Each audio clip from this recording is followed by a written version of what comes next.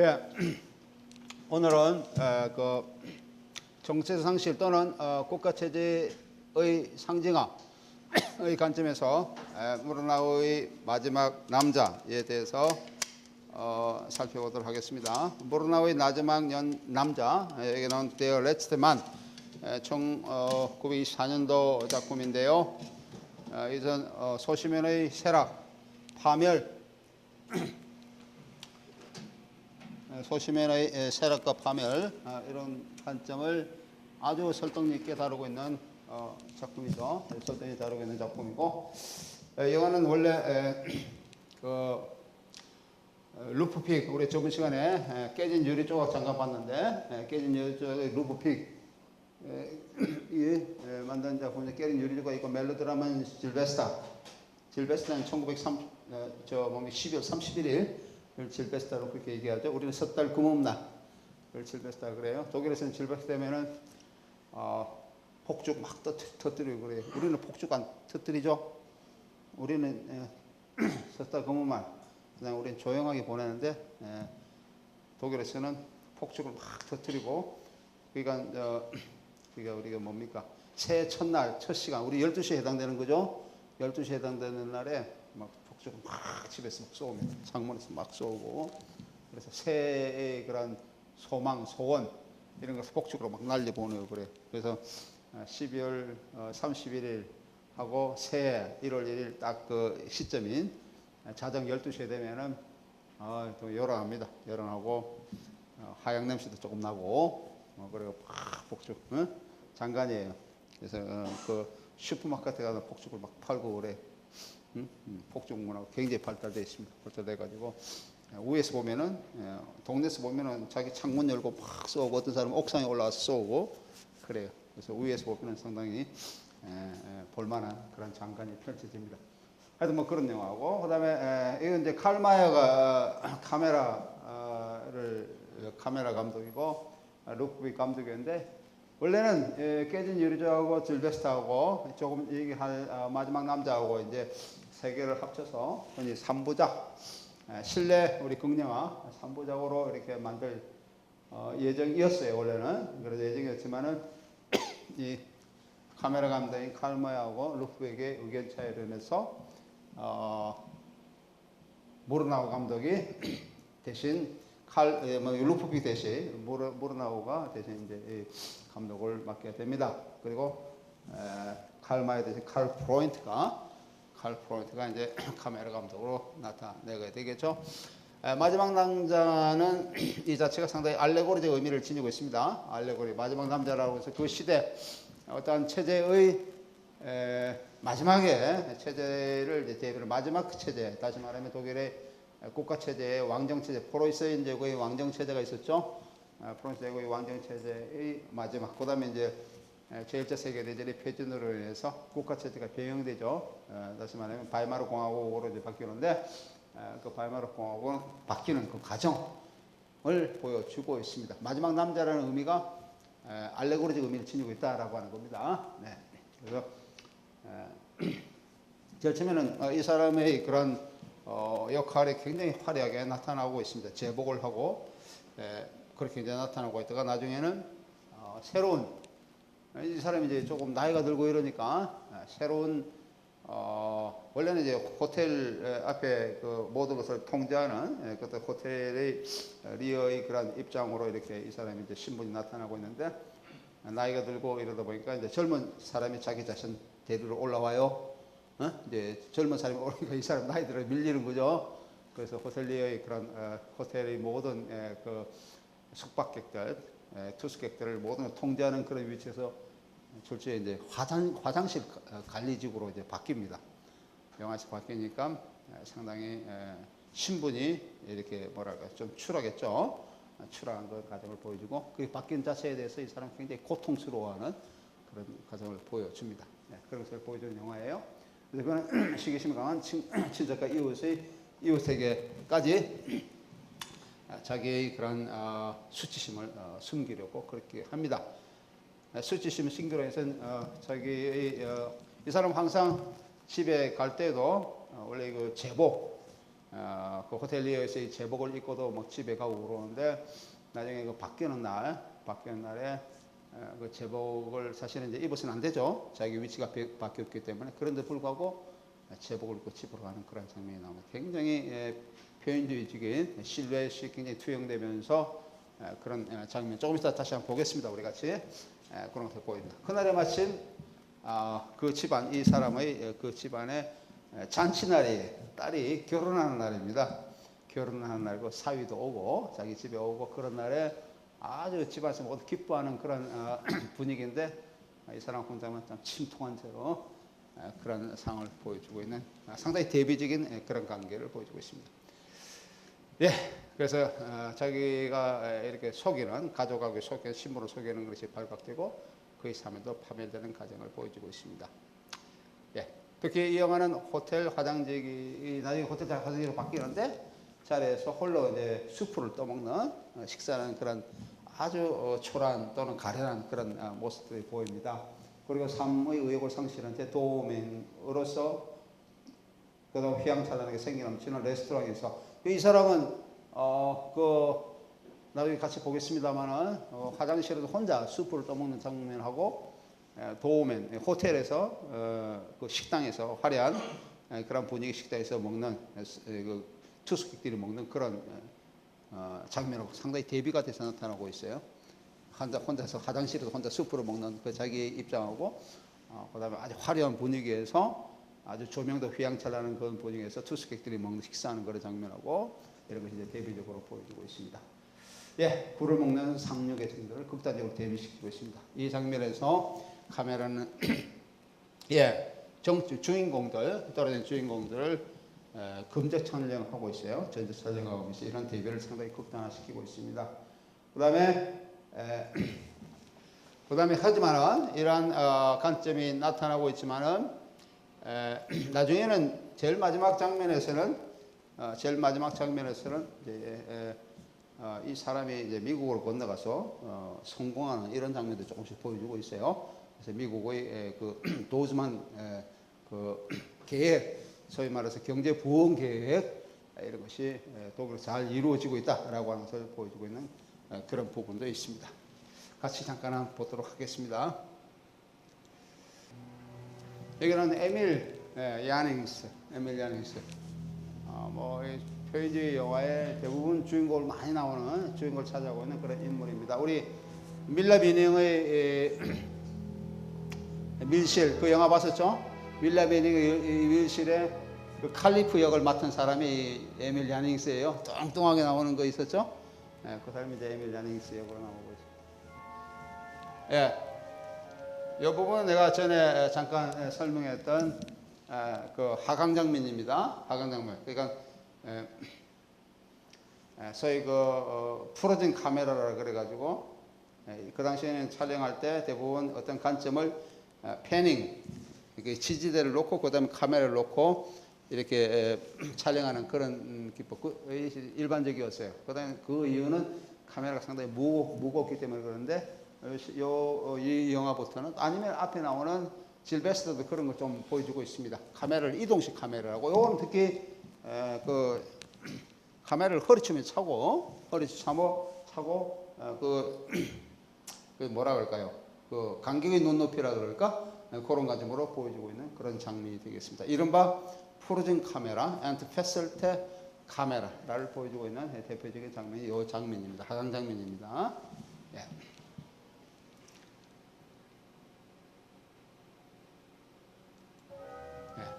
조금 스킵하면서 보겠습니다.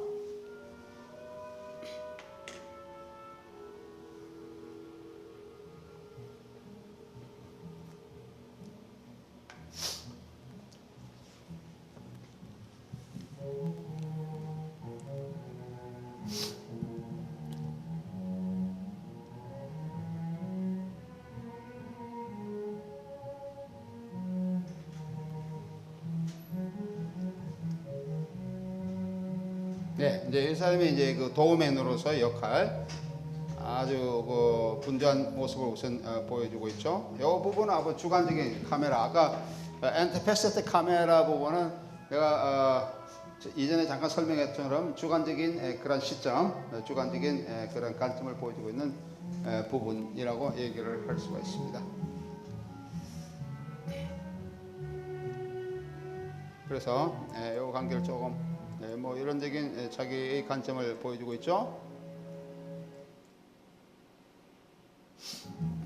네, 이런 제복이 아주 전형적인 그 구체제, 그 왕정 체제, 프로센 제국의 그런 체제를 보여주고 있습니다. 모자란 제복이라든지 그다음에 소위 코스염, 황제 코스염, 카이저 바르트라는 황제 코스염, 이런 것들을 보여주고 있는 부분이죠. 예.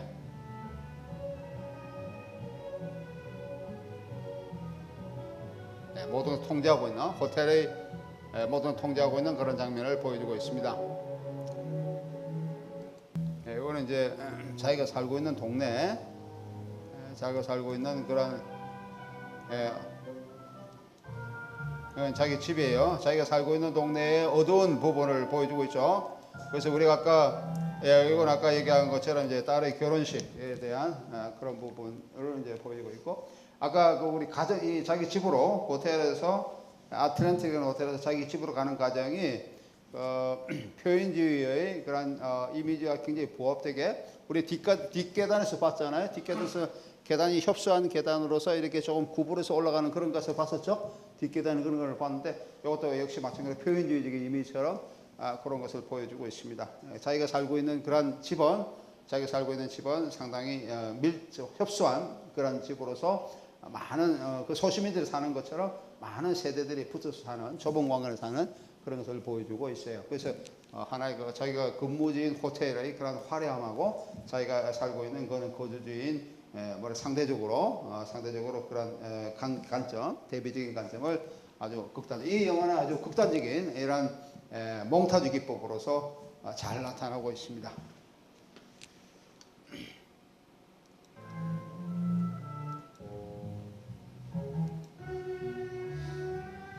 이거는 뭐 자기 동네에서 역시 제복을 입고 화려하게 나가는 그런 것을 보여주고죠.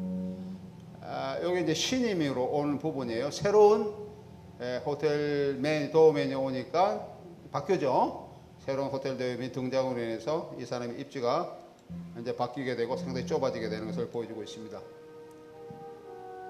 요거는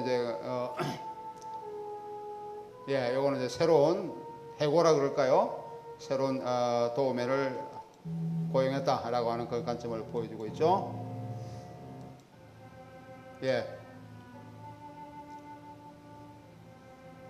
자기 신분이 변화하는 과정을 상당히 자세하게 이미지 서술로서 묘사를 하고 있습니다.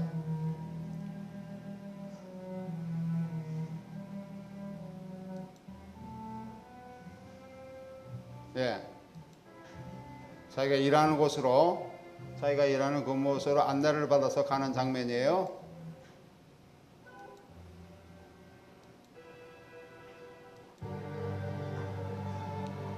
이 부분은 이제 자기가 입지가 바뀌어가지고 이제 옷이 제복도 이제 입을 수 없는 그런 관점인데 제복을 몰래 훔쳐냅니다.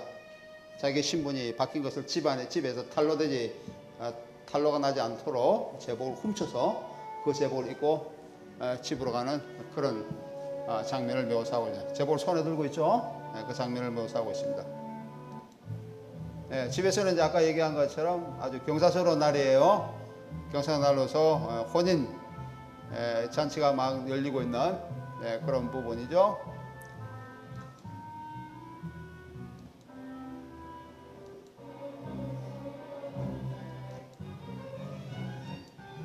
이제 이 사람이 크로잡으로 해서 자기 내면적 세계, 고난에 가득 찬 그런 내면적 세계를 크로잡 기법으로서, 이건 익스트림 크로잡입니다. 익스트림 크로잡뿐만 아니고 오버랩, 이미지의 겹침 이런 거죠. 요거는 뭐 오버랩보다는 여러 장면 상당히 유명한 장면인데 자기의 그 옛 체제에 대한 생각이죠. 자기가 이런 호텔리에서 하고 이렇게 했다는 거. 여기 뭐 저희 뭐라 그럴까요? 우리 프랑스의 양적 몽타주에서 보여주고 있는 프랑스 양적 목타주에서 보여주고 있는 뭐 2중 내지는 3중 하명 기법, 2중 내지는 3중 하명 기법 이런 것들이 이런 장면에서도 잘 나타나고 있습니다. 이건 오브랩보다 좀 더 심화된 그런 촬영 기법이라고 얘기를 할 수가 있겠어요.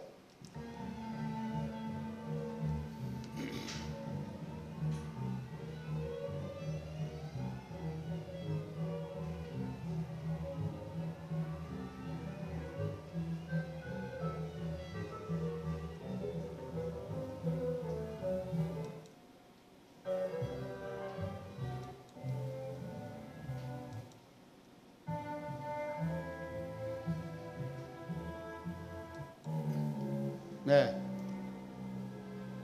마침 이제 또 가는데 단추가 떨어지고 있습니다. 단추가 떨어진 이런 것을 보여줌으로써 이 사람이 이 사람이 불운이 닥쳐온다. 단추 있죠? 단추가 떨어진 그것에서 불운이 닥쳐온다라는 것을 보여주고 있는 하나의 메타포적 장면이라고 얘기를 할 수가 있어요. 네. 이게 이제 자기 근무지가 바뀐 그런 화장실 담당의 그런 위치로 바뀐 것을 보여주고 있습니다.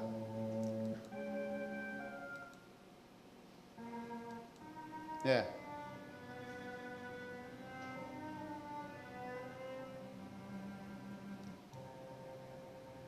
여기 이제 아까 얘기한 것처럼 수프를 먹는 장면입니다. 화장실에서 수프를 먹는 장면. 예.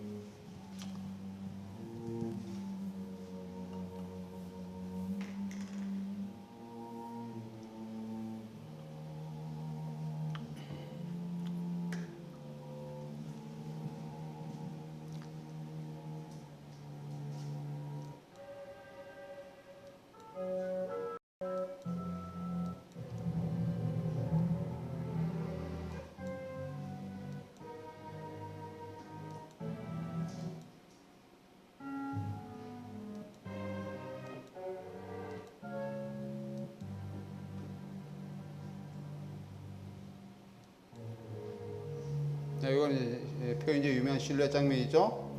실루엣 그림자를 보여주고 있는 이런 것들이 아까 얘기했던 그 다중당면의 기법하고도 굉장히 연관되고 있어요. 이거는 하나로 연결된 것이 아니고 여러 가지 이미지가 복합적으로 나타나고 있는 부분입니다. 그죠?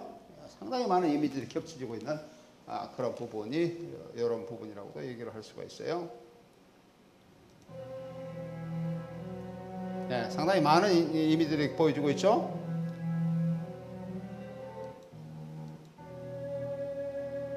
그러니까 여기 나오는 자신의 그런 처지 신분을 동네 사람, 주위 사람들이 비웃는 것 같은 이러한 것을 이 사람이 이제 이렇게 인식하고 있는 그런 관점을 보여주고 있어요.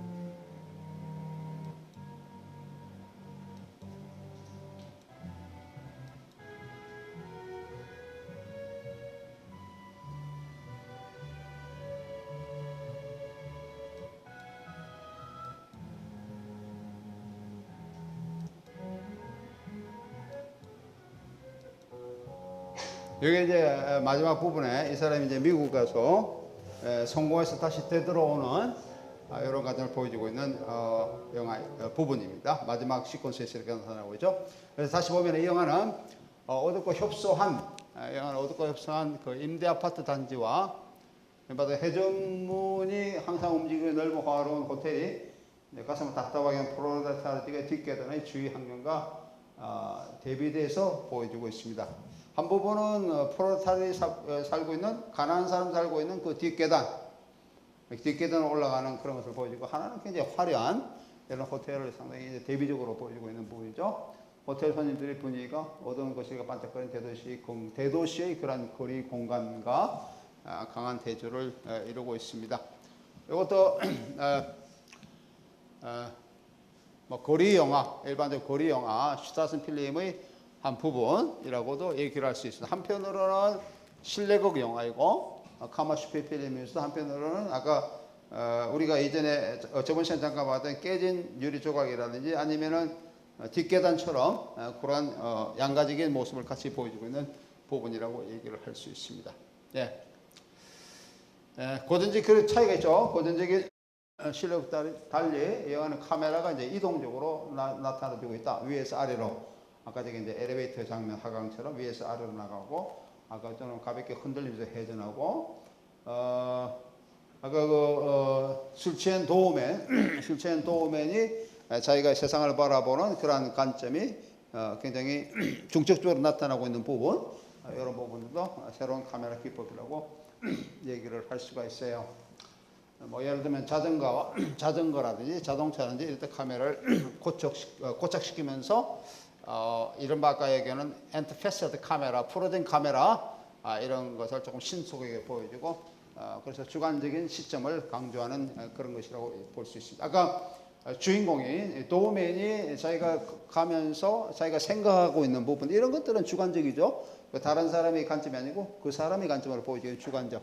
그리고 자기가 이렇게 그 잡을 잃은 거죠. 직장에서 자기의 신분이 이렇게 변경된 거, 이게 좌천된 이런 것에 대한 자기의 생각 이런 관점을 이제 보여주고 있는 관점도 이것이 주관적인 그런 카메라의 관점이라고 얘기를 할 수가 있습니다.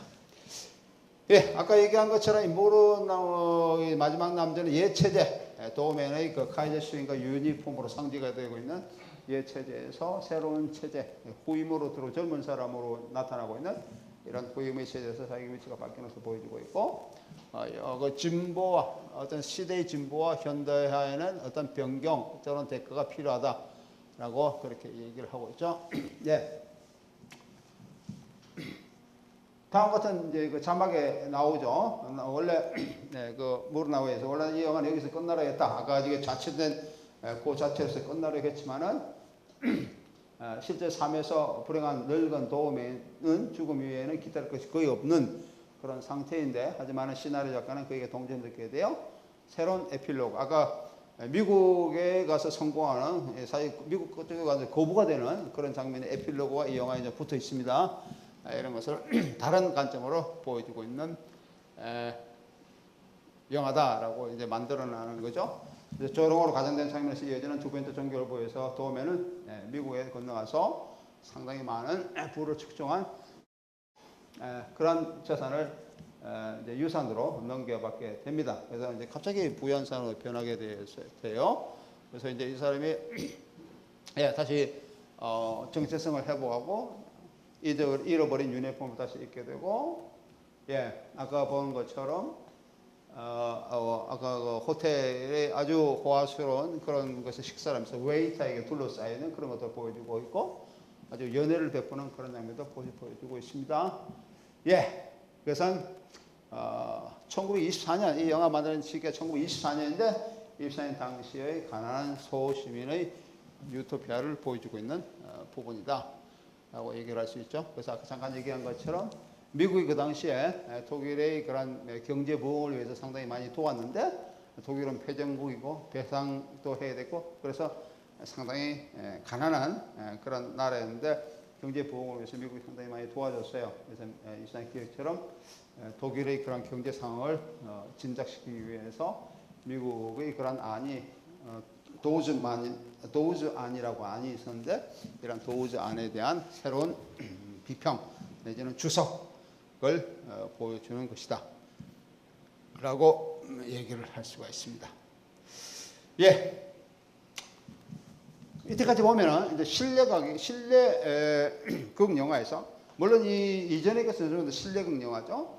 실내극 영화에서 조금씩 거리적인 요소, 이른바 거리 영화 요소들이 조금씩 이제 강화된 것이 지금까지 우리가 보았다 그러면은, 다음에 보게 된 것은 전적인 그런 거리 영화에 초점을 맞춰서 나타나고 있는 그런 영화를 얘기를 합니다. 이런 것을 흔히 얘기해서 슈트라센 필름의 거리 영화라고 얘기를 하고 있죠. 그래서 거리 영화는 실내극 영화에서 벗어나 거리를 중점적으로 보여주고 있는데, 그 거리는 대부분 어두운 거리를 보여주고 있습니다. 밤의 거리, 어두운 거리, 이것을 보여주고 있는 그런 것입니다. 뭐 칼 그로네의 거리 1923년도 이 영화입니다. 거리 이것은 일상적인 소시민 일상적인 나트륨에서 일탈하고자 하는 그런 상황을 보여주고 있고 대도시에 들어가서 이제 범죄에 연루된 그런 관점을 보여주고 있습니다. 이 영화는 게오르 카이저가 1912년에 쓴 사회 비판적인 동명의 드라마 제목이 아침부터 밤중까지 사전까지라고 하는 그런 드라마가 있는데 폰 모르겐스피스 미텔락츠라고 하는 그런 드라마를 게오르 카이저라고 하는 표현주의 드라마 작가입니다. 이 드라마 작가가 썼는데 1912년에 썼는데 이 작품을 칼 하인츠 마틴이라고 하는 감독이 그것을 영화화했어요. 그게 1920년대 영화였어요. 문학과 영화죠. 드라마를 영화한 건데 이런 관점의 영향을 받고 있다라고 얘기를 할 수 있습니다. 아침부터 저녁까지라고 하는 이거는 일반적으로 토포스예요. 아침부터 저녁까지라고 하는 토포스. 토포스는 어떤 작가가 자기 작품의 소재나 주제 또는 모티브로서 여러 하여튼 사용했는데 그 외에 다른 작가가 후대의 작가가 동일한 내지는 유사한 모티브 주제 또는 소재로서 같이 사용했을 때 토포스가 형성됩니다. 토포스의 의미는 공동 강작이라고 하는 건데요. 아침부터 한밤중까지, 아침부터 저녁까지 이렇게 하나의 토포스를 이룬다라고 합니다. 그러니까 아침부터 저녁까지 이런 것을 하나의 모티브로서 보여주고 있는 영화, 문학 작품. 요거는 두 가지죠. 하나는 원래는 게오르 카이저라고 하는 작가가 표현지 드라마 작가가 아침부터 저녁까지를 썼는데 칼 하인츠 마틴이 똑같은 영화 같은 것을 영화로 만들었죠. 공동 토포스를 사용하고 있다 그렇게 얘기할 수 있고 우리가 조금 이따가 보게 될 발트 루트만의 베를린 대도시의 교향곡이라고 하는 영화가 있습니다. 여러분 내가 거기에 더 있는데 나눠진 거기에 보면 자료가 있는데 여기 나오는 아침부터 저녁까지라고 하는 그런 토포스를 거기도 사용하고 있습니다. 그 발트 루트만의 베를린 대도시의 교향곡에도 역시 마찬가지로 이른 아침부터 저녁 늦게까지 그런 하루의 일상을 보여주고 있거든요. 그것도 역시 아침부터 저녁까지라는 토포스를 사용하고 있는 경우라고 볼 수 있다. 그런 것은 같은 토포스다라고 얘기를 할 수가 있어요. 네, 이 영화는 칼 그루네의 그런 영화는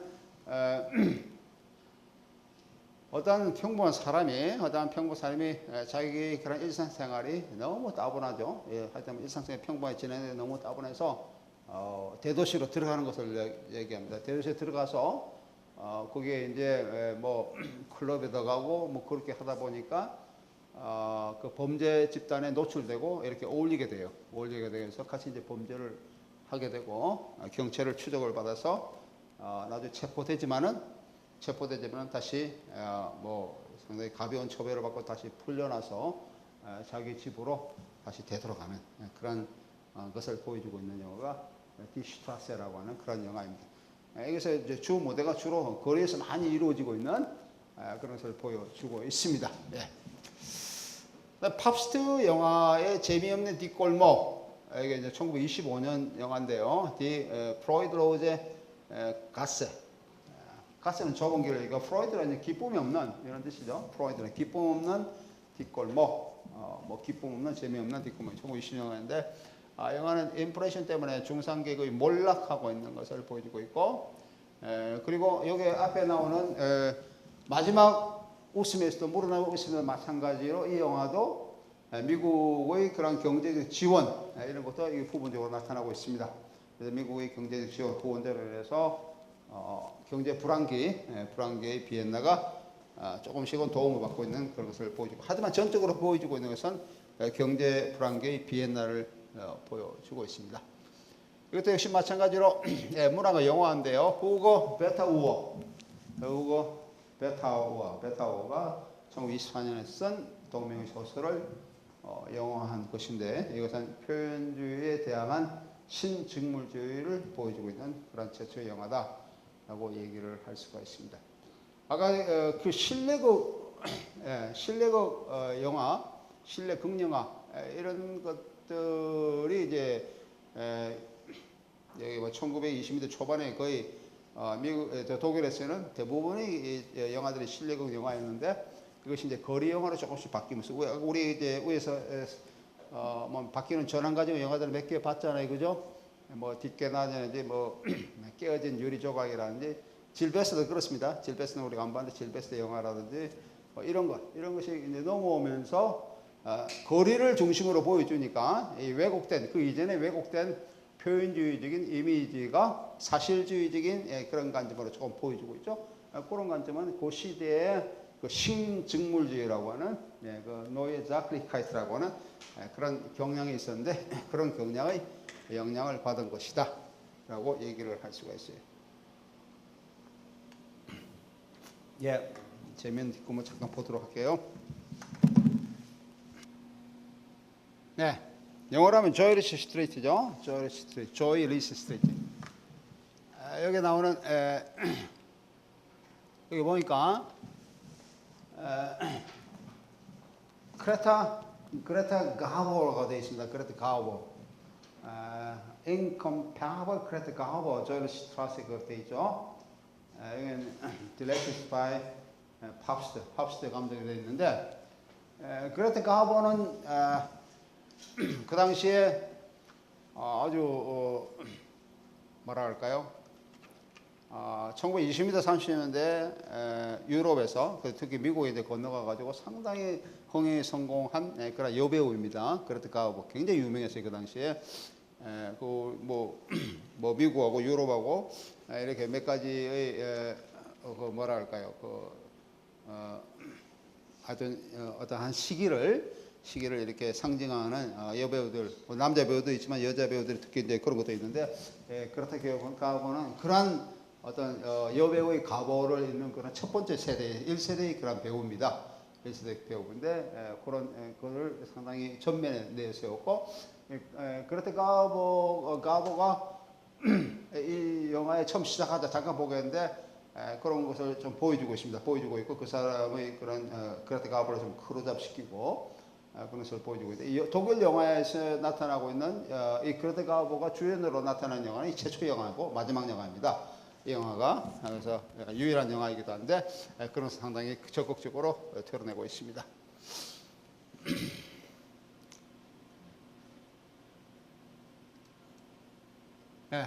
이 여자예요. 그레타 가보라고 하는 이 여자입니다.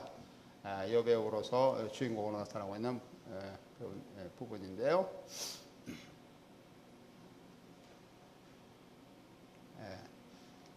우리가 앞에 잠깐 여기 지나갔지만 그래도 가보가 나타나고 여기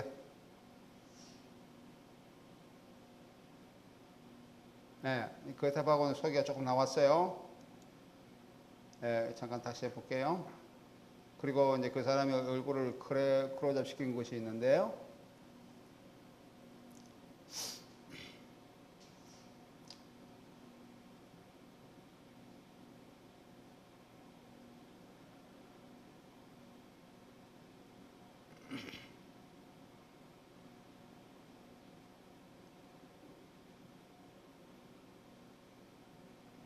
네, 그죠? 여기 나와요. In the cinema, we can sometimes go back of the years and see our favorites in the early works, building the creating the personality we love. Here we have Greta Garbo in our first 나오죠? 그죠? Here we have Greta Garbo in our first starting part 이렇게 되어 있습니다. 첫 번째 그 주연 역을 맡았다라는 것을 나타나고 we can trace the both of the many attractive mannerisms and the expressions of their incomparable artist라고 되어 있습니다. 상당히 높게 평가하고 있죠, 그죠? 그렇다가 관점을 표하고 그리고 이게 이제 이 사람을 조금 그렇다가를 조금 뭐라 그럴까요? 크로드 시키고 나타나고 있고.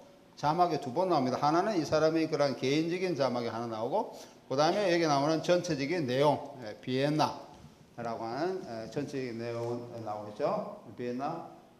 그 당시 전후에 대도시, 많은 대도시 비엔나가, 뭐라 그럴까, 상당히 시대적인 그런 무질서 상태에 놓여 있다라고 하는 그런 것을 얘기를 하고 있습니다.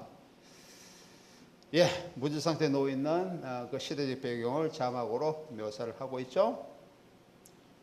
예, 한편으로는 기와 가난, 기아, 질병 이런 것이 나타나고 있고, 그 다음에 한편으로는 이런 이윤 추구, 양심 없는 이윤 추구, 그죠? 그런 것들이 다른 사람의 그런 불행, 이웃의 불행에 이런 것을 토대를 둔 이런 비인류적인 이런 관점을 얘기를 할 수 있다라고 합니다. 그러니까 이 영화는 두 가지 주제를 이미 다루고 있다. 두 가지 주제를 대립적으로 다루고 있다고 해서 이미 이 자막에서 보여주고 있어요. 한편으로는 기아, 질병, 그 다음에 가난 이런 세계가 있고, 다른 한편은 이러한 사람들을 뭐랄까요, 밟고 일어서는 이런 사람을 이용해서 부를 축적하는 이러한 부류의 사람도 있다. 이 두 사람의 세계를 같이 보여주고 있습니다. 주인공도 그래요. 주인공도 그렇게 나타나고 있는 그런 관점을 얘기를 하고 있습니다. 그리고 제일 처음 장면을 이제 보면은, 제일 장면을 보면은 어떤 집안인데, 어떤 집안을 이제 보여주고 있습니다. 이제 그 그레타 가버가 등장하는 그런 집안이에요. 그 어두운 도시죠. 어두운 도시가 조금 이게 햇빛 때문에 어두운 게 잘 안 보입니까? 어두운 도시인데, 어두운 도시 사람들이 막 배회하고 있는 것을 먼저 보여주고 있습니다. 어두운 도시에 그냥 사람들이 배회하는데, 이 사람이 어디에 배회하는가 보니까 조금 있어 보면은 배회하는 장소가 어디로 가고 있는 건데, 정신이 가고 있는 건데, 가는 것이 부축관 주인한테 가는 거예요. 정육점 주인. 뭘 하기 위해서? 고기를 얻기 위해서. 그러니까 이 가난의 모티브인데, 가난의 기아의 모티브가 상당히 강하게 나타납니다. 굶주림입니다. 굶주림. 그리고 먹고 사는 문제가 상당히 이 당시에 심각했다는 거예요. 그래서 가난, 기아 이런 것을 벗어나기 위해서 그 사람 앞에 한밤중에 또는 밤새도록 그렇게 진을 치는 그런 장면으로 시작합니다. 시작해요. 그래서 집안에도 이 그레타 가버가 어느 가정의 딸로 이제 등장하고 있는데, 그 집안 그 가장이 이제 경제 능력이 없고, 뭐 대부분 사람들 대부분 다 그랬어요. 경제 능력이 없고, 그러니까 딸이 어디 갔다 오면 딸 보고 뭐 고기 가져왔느냐, 음식 가져왔느냐 이런 걸 캐묻는 그런 장면들이 앞부분에 조금씩 나와요. 네. 이게 나오죠. 내일 저 뭡니까? 냉동육이 이제 내일 도착한다라고 하는 간판을 걸어놨어요. 냉동육, 얼은 고기가 내일 도착한다 그렇게 써놓으니까, 이 사람은 상당히 그 악덕상에서 등장하는 그런 인물입니다. 그러니까 사람들이 쭉 배열해서, 사람들의 계열에서 서 있는 그런 장면들을 보여주고 있습니다.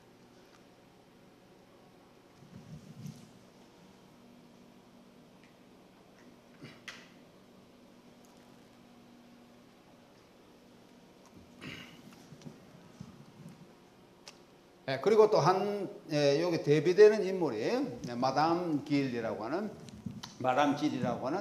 이런 사람이죠. 드레스 샵을 운영하고 있고, 잘 알려진 그런 나이트클럽도 운영하고 있는 한 인물. 미스터 아스타 닐슨이라고 하는 두 인물이 나오는데, 이 영화는 두 여자의 영화라고 얘기를 할 수 있습니다. 아스타 닐슨도 그 시대의 아주 대표적인 그런 여배우입니다. 아까 얘기하고 있는 그레타 가버와 쌍벽을 이루는 그 여성이 아스타 닐슨이라는 그런 여자인데, 이 두 여자가 나와서 한편은 두 세계를 보여주고 있어요. 이 여자는 굉장히 부유한 이런 계층의 여자고, 그리고 다른 한편으로는 굉장히 가난한 계층의 여자. 그러면서 이 두 계층이 서로 대립적으로 나타나고 있는 것을 보여주고 있는 것이, 서로 알력 다툼, 그래서 보여주고 있는 것이 기쁨 없는 거리라고 하는 그런 영화예요. 상당히 대비법이 상당히 강하게 나타나는 그런 영화라고 얘기할 수 있죠. 그래서 잠깐 보면은 이 영화는 두 여자에 관한 영화다. 우선 스웨덴 출신 여배우인 그레타 가버가, 아까 스웨덴 출신 그레타 가버가 독일에서 주연을 맡게 된 첫 번째 영화. 이 영화는 그레타 룸포르트라고 하는 등장인물의 역을 받습니다.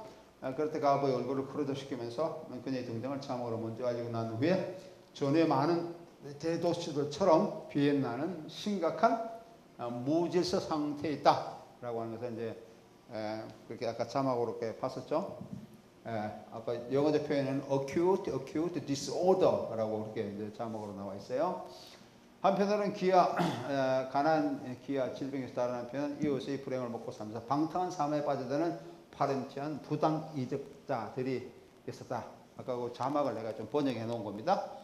이게 두 가지 영역이 하나는 가난 기아 질병으로 시달리는 사람이 한편이고 다른 한편 이웃의 불행을 먹고 살면서 방탕한 삶에 빠져드는 파렴치한 부당 이득자들 이런 두 계층이 얘기하고 있죠. 이 영화는 비엔나의 임프레션 시대에 살아가는 대립적인 인간의 운명을 보여주고 있습니다. 아까 우리가 조금 전에 봤던 오프닝 시컷에 보면 밤거리를 배회하는 사람들이 무기력한 이미지를 보여주고 정엽전 주인인 요셉 가일링가 아까 카이저스롬을 만지는 그 사람이 있었죠. 요셉 가일링가 등장인물 나오는데 자기의 정지 앞에 내일 냉동육이라고 하는 안내판을 걸자 사람들이 미리 줄을 서기 위해서 많이 몰려드는 장면. 밤인데도 한밤중에 계속 모여드는 밤 이런 장면은 음식의 모티브가 주도적으로 이 영화에 이어가는 것임을 암시하고 있습니다. 가난과 굶주림이 사람들의 성격에 영향을 미쳤다. 이 영화는 다른 영화에 비해서 자막이 상당히 많이 나와요. 자막이 많이 나오면서 계속 자막으로 내용을 알려주고 있는데 그 다음에 있는 또 다른 자막에는 가난과 굶주림이 사람들의 성격에 영향을 미쳤다라고 하는 자막이 나오고요. 이러한 자막의 이러한 모티브 독특하게 부각시키고 있습니다. 이전에 정부의 높은 관리였던 아버지와 동생을 돌보는 그레타 룸페르트, 아까 그레타 가르보가 나왔죠. 경제적으로 붕괴된 계층을 대변하고 있는 알레고리 인물입니다. 굶주림의 장면은 나이트클럽의 밤문화와 교찬 몽타를 통해서 더욱더 대조적으로 납니다.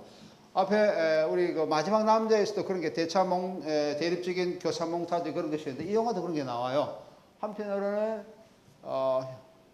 조그마한 그 고기 덩어리를 얻기 위해서 식육점 앞에 줄을 서고 있는 사람들의 모습하고 다른 한편으로는 나이트클럽이라든지 이런 데 밤문화가 화려한 밤문에서 이렇게 즐기는 사람들 술을 마시고 음식을 먹고 즐기는 그런 두 가지 부류가 교차몽타주로 나옵니다. 그래서 시대를 이렇게 보여주고 있어요.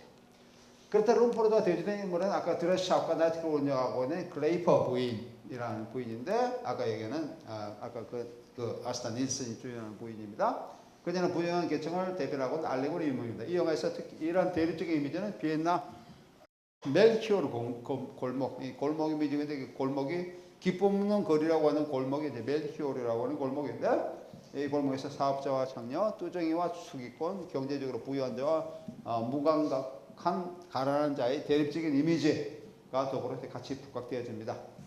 팝스터, 이 영화의 주인공이죠. 팝스터는 이러한 시각적 내러티브를 통해서 속박의 수사학, 표현을 쓰면 rhetoric of bandage, 속박, 못을 꽉 얽어매고 구속하는 밴디지는 우리가 뭐 붕대 감는 거 이런 것도 밴디지가 되거든요. 붕대 칭칭 감아 놓으면 꽉 이렇게 속박되고 이렇게 구속되고 있잖아요. 얽매이는 그러한 이미지 또는 그러한 시각적 내러티브를 즐겨 사용하는데 여가 시대 그것이 상당히 강하게 나타나고 있습니다.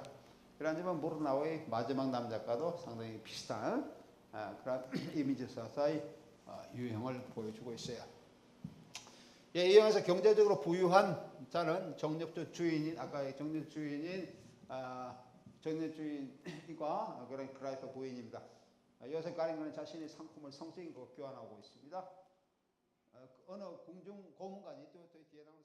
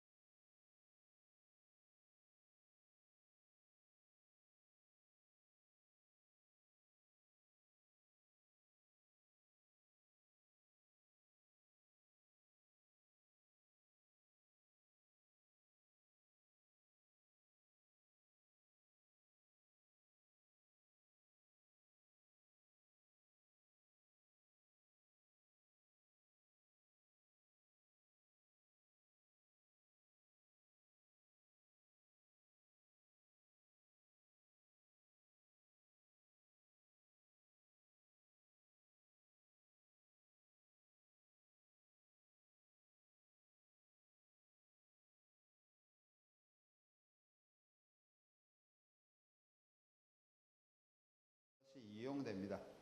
예를 들면은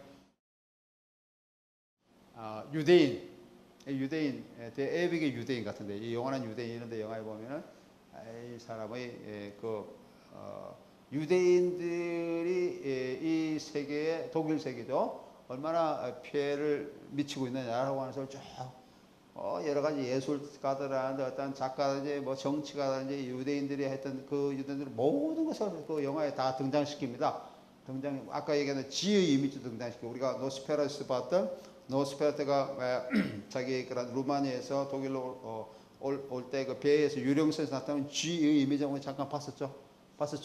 지 이미지도 여기서 마치 나타나고 그렇게 하는 건데 그 중에 한 부분 한 장면으로서 이 에미라는 영화가 자기 범죄자로서 나타나고 있는 그런 것도 등장합니다. 나치는 그 정도까지 유대인을 철저하게 파악하고 그것을 영화 이미지로 이용을 했다는 것이죠. 그래서 이 영화의 한 부분이 그 영화에서 나타나고 있어요. 좌우지간 그래요. 프리츠랑의 초대작 SF 초대작입니다. SF 영화.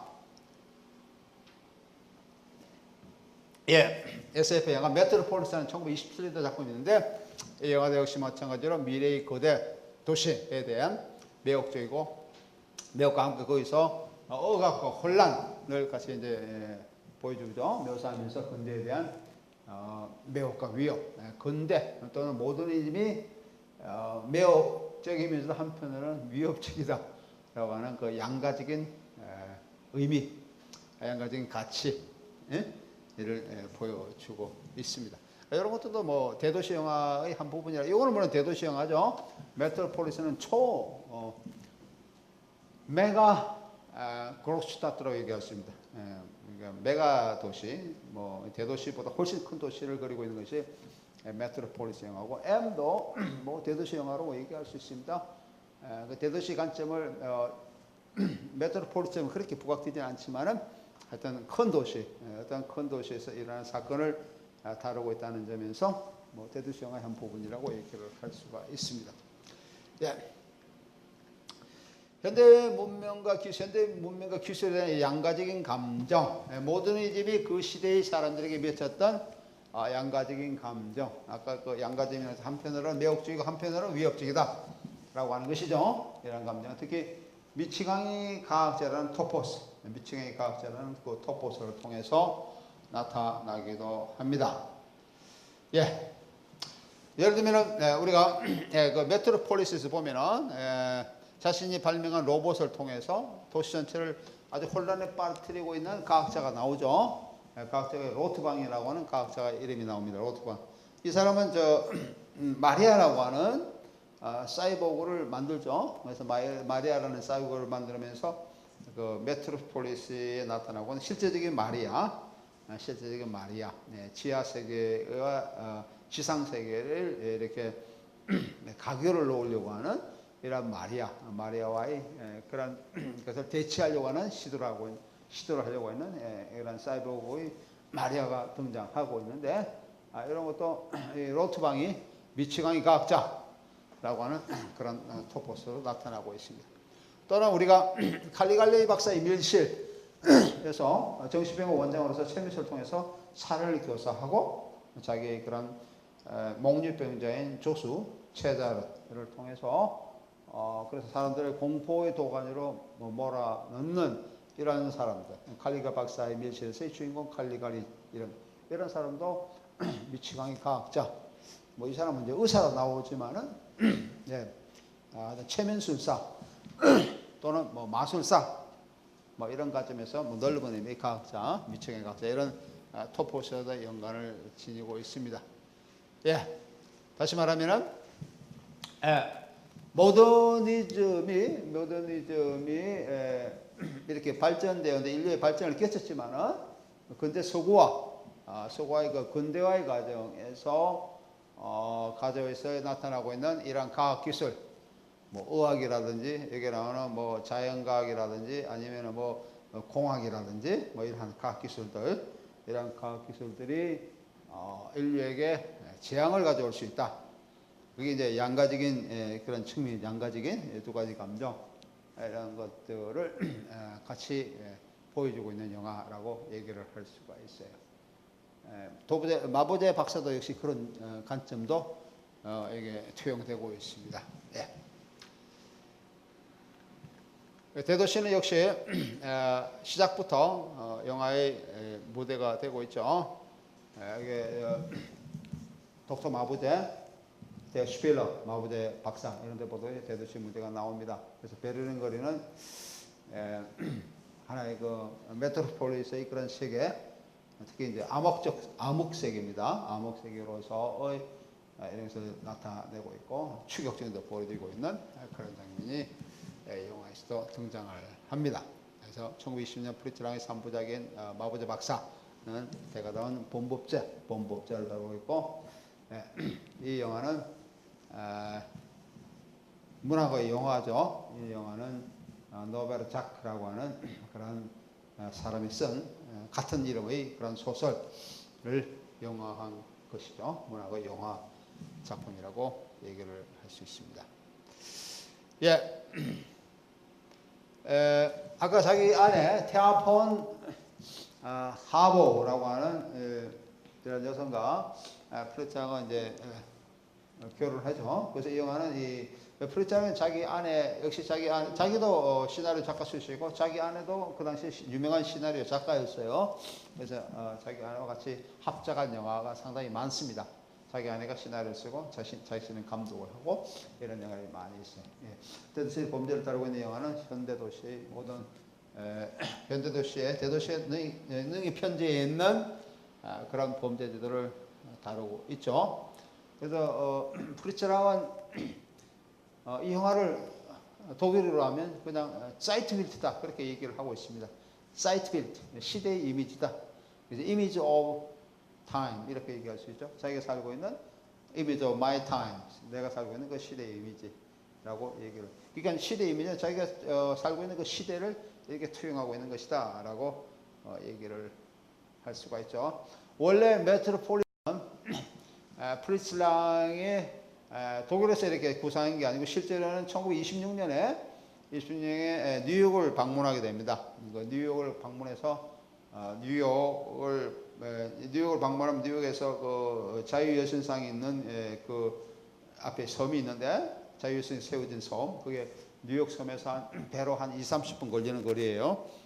조그만 배가 왔다 갔다 하는 그런 페리오 같은 게 있는데 그걸 이제 자유여신상 보고 미국 쪽으로 다시 가면서 보니까 미국의 그 맨하탄 거리가 그 당시도 엠파이어 빌딩, 스테이트 빌딩 같은 게 있었으니까 거대한 마춘너 같은 그런 거고 뭐 유명한 조명들, 네온사인 조명들이 보니까 자기가 너무 충격적으로 다가온 것이죠. 아, 이런 도시가 앞으로 미래의 도시가 될 거다라고 생각해서 만든 것이 이 메트로폴리스라는 영화입니다. 여기 보면은 이제 뭐 메트로폴리스 우리가 좀 이따 또 분석하겠지만은 뭐 대도시 이미지가 굉장히 나타나요. 지금도 보면은 지금도 이 영화를 보면 1926년 7년도에 만들어진 영화인데 지금도 보면은 별로 뭐랄까요? 뭐 이전 영화라고 별로 그렇게 느낌이 안 들어요. 메트로폴리스 같은 영화를 보면은 현대에도 뭐 어울릴 수 있는 현대 우리가 대도시라고 생각하고 있는 그런 도시에도 어울릴 수 있는 그런 이미지를 보여주고 있는 것이 메트로폴리스 영화입니다. 지금 보면 거의 90년 전 영화거든요. 1927년이니까 우리 좀 있으면 1917년 돼가잖아요. 그럼 90년 이전에 90년 정도의 영화예요. 그런 영화임에도 그렇다라고 하는 겁니다. 예. 시대 이미지다라고 이렇게 얘기하고 있죠.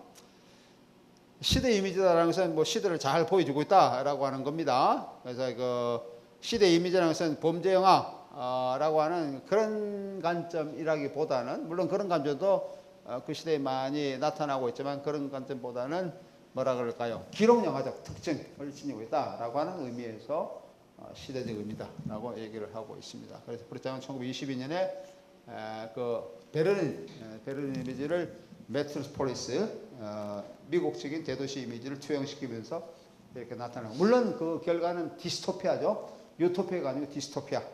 그 인류 멸망 이런 것을 보여주고 있는 내용으로 이제 끝나게 되지만은 그것을 보여주고 있습니다. 여기서 도박스 마보제도 역시 대도시 이미지를 보여주고 있고 정권거래서부터 실내 공연장과 유흥업소뿐만 아니고 빈민촌의 권력이 미치고 있는 대도시 이런 관점을 전부 다 넓은 의미의 대도시 영화로 보여주고 있습니다. 그리고 역시 마찬가지로 인프레이션 영화 아까 기쁨 팝스테이 기쁨 없는 거리에서 나타나는 거죠. 인프레이션 그것을 보여주고 있고 돈과 풍습이 몰락하는 이미지를 나타내고 있고 그래서 새로운 어떤 구원 그 포스트 모더니즘 자체가 그 아포칼립스 세계의 종말을 강하게 보여주고 있는 그런 문학적 사조인데 메트로폴리스도 그런 세계 종말적 관점을 보여주고 있고 이 영화도 넓은 의미에서는 그런 관점을 보여주고 있습니다. 아까 기쁨 없는 거리 그런 것도 좀 그래요. 그런 영화도 그 당시에 그 표현지가 지니고 있는 그런 어두운 그런 이미지 그리고 뭐 우리가 조명으로 나타나고 있는 밤의 이미지 그런 것이 아니고 그런 것도 물론 포함되지만은 그 표현주의 예술이 지니고 있는 그런 어두운 측면 이런 것들이 1920년대 표현주의 또는 바이오메르 광호 시대 영화에서 굉장히 강하게 투영되고 있다라고 하는 겁니다. 무슨 알겠죠? 이것이 여기에 나오는 도박성 하부대에서도 드러난다는 겁니다. 이거는 다시 또 다음 시간에 더 보도록 하겠어요. 그만.